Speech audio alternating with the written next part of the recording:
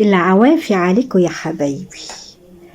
واحدة حبيبتي من بناتي وقفتني وقالت لي يا خالتي تونة، العيال خلاص بيمتحنوا وهيخلصوا امتحانات وماسكين في رقبتي وعايزين يصيفوا، وانتي عارفة الغلا الحاجة زادت قد ايه يا خالتي تونة، هعمل ايه ومش عايزة اكسر بخاطرهم، قوليلي يا خالتي تونة اعمل ايه؟ قلت لها بس كده انا هخليكي تصيفي بربع التمن اللي كنت بتصيفي بيه، هقولك حبة افكار تستفيدي منهم وامشي على طريقتي واسمعي كلامي هتكسبي وعيالك هيتبسطوا وهتصيفي انت وعيالك.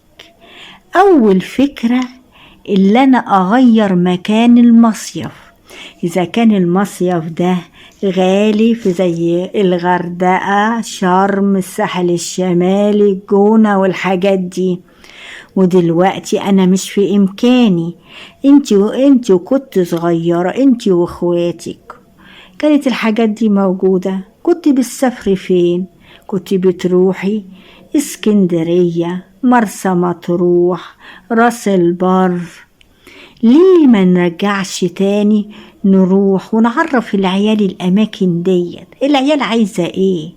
قال كورنيش وعايزة بحر، هي عايزة كده؟ قال البحر ده أساسي عندهم. ها يا حبايبي ده، وكمان يا حبايبي ممكن ناخد الشقة لو معناش حد كبير، مش لازم تبقى على البحر على طول، ممكن تبقى بعد البحر بقى قبل البحر كده بكام شارع، ما أنا طول النهار في البحر وبالليل بتمشى أنا والعيال على الكورنيش. يعني الشقة أنا عايزاها عشان أستحمى آكل أنام. هيا حبايبي المهم يكون الشقة نضيفة. طيب يا خالتي تونة برضو مش في إمكاني أخد شقة لوحدي والمصاريف. طب يا حبايبي ممكن نشترك مع أختي مع أخويا ومراته أمي وأبويا حماتي وحماية، أكون نفسي كده حلوة وأكون يعني بحبوحة يعني كده هو عشان أصيف وأسعد عيالي وأسعد نفسي. ها يا حبايبي طيب يا خالتي تونة، طب والأكل؟ انتي لو فكرتي اللي انتي التلات طاقات تأكلهم من برا فطار وغدا وعشاء هيبقى نكد الدنيا والحاجة غالية ونكد انتي وجوزك، وهيبقى مصيف يعلم به الله ربنا.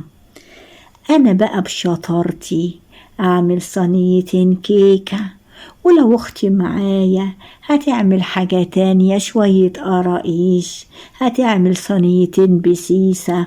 ها يا حبايبي انا هعمل مثلا عصير برتقان على جزر وفي قلب الازايز واجمدها في الفريزة، اختي تعمل كركريه بدل ما كل عيلة اجيب له واحدة كنز ب15 جنيه.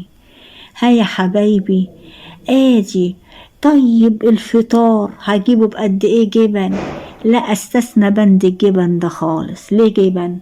محمر بطاطس ادم مثلي كيلو فول ولا نص كيلو على حسب عددكم واحطه في اكياس واجمده في الفريزة. ادقلك بتنجان واخلله واجمده في الفريزة، اعمل مسقعة واحطها في الفريزة، عجينة طعمية واقليها هناك وانوع. ادي يا حبايبي، واعمل الفول مرة بقوطة مرة عليه بيضتين عشان العيال يلاقوا فيه تنويع، واحمر بطاطس ادي. ولو كنت انا عندي قرنبيط اخد قرنبيطة مسلوقة واعمل لها الخلطة واقليها. يا حبايبي هياكلوا العيال قبل ما ينزلوا ويروحوا الشاطئ، وناخد معهم الكيكة وتجيبي ذرة فشار تعمليه. يا حبايبي كل حاجات توفر، وخدي معاك الرز والزيت والسكر والشاي. يعني كل يوم وانت بتجيبي الحاجة أكلك جيبي حاجة وشيليها على جنب كده للمصيف، مش هتحسي، والله ما هتحسي بالأكل. وبعدين نص كيلو فراخ بانيه تبليه. مش لازم يعني اللحمة بقى اللي بنجيبها ب400 جنيه ديت والكلام من ده. أطبخ طبخة بامية وأجمدها، بسلة، شوف عيالي بيحبوا خضار ايه. والفراخ البانيه واخدها متبلة واقليها واخدة الزيت كمان معايا، وشوية رز.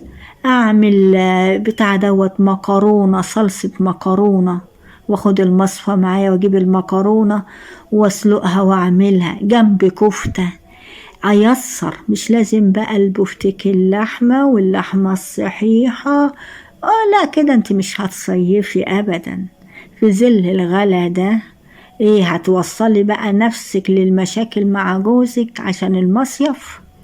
ادي كل حاجة تقدري، اعملي صينيتين جلاش باللحمة المفرومة. كل ما انت بتعملي حاجة شيلي كده معلقتين لحمة مفرومة معصجين على جنب في قلب كيس في الفريزر، هتلاقيها جمعت معاكي. وتقطعي عليها شوية فلفل على زيتون، هتعملي صينيتين جلاش وتجمديهم. ادي يا حبيبتي الغدا. حتى لو هتجيبوا سمك من هناك هاتي نوع واحد بس، اذا كان بولتي بوري جمبري، واعملي انت السلطة واعملي الرز واعملي سلطة الطحينة. انت حتى حمري البصلة قبل ما تمشي من البلد وحطيها بكيس في الفريزر. اول ما هتجيبي السمك حطي البصلة دي على الرز وشوية مية وشوية زيت، على طول الرز هيتعمل والسلطة هتتعمل.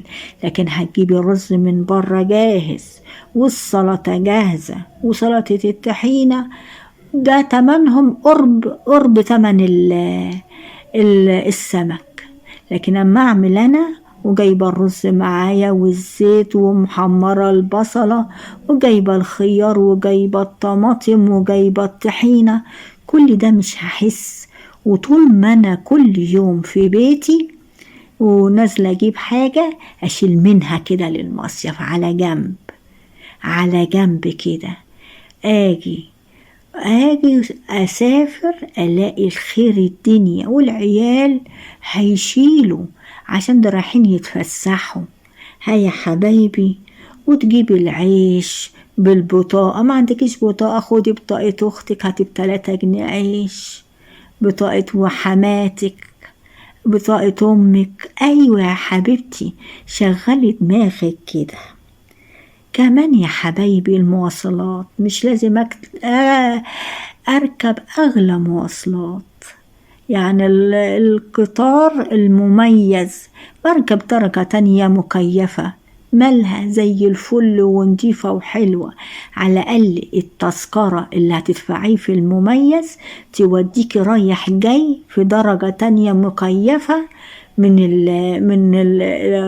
من الفسحة بتاعتك.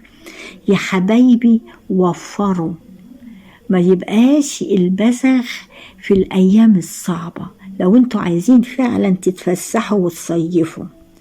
كمان حاجة اللي ما بيخليكيش انت عايزة تنزلي في فندق ومش عايزة انت راحة بقى عشان ما تتعبيش وكل شغل البيت فهيبقى عليكي، لا أشرط عليهم. كلنا رايحين نتفسح، محدش يرمى عليا كل شغل البيت، اللي يقضي الطلبات من بره، اللي يغسل المواعين، اللي ينشر، اللي يطبخ.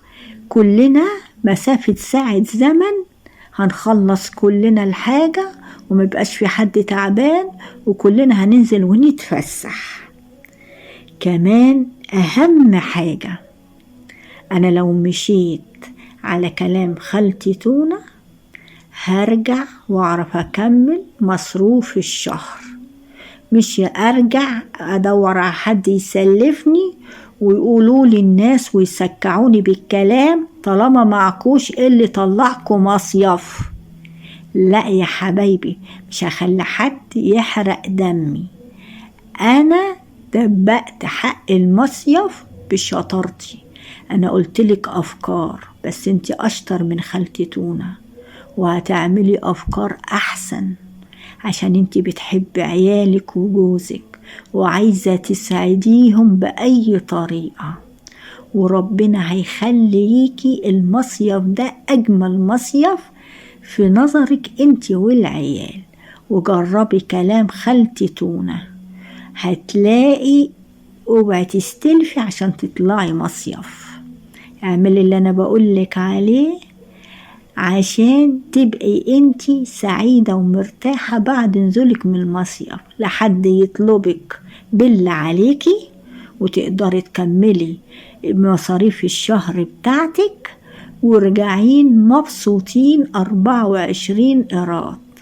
وإن عجبكم الفيديو بتاعنا ما تنسوناش في اللايك والشير، وتمسوا بالخير يا حبايبي.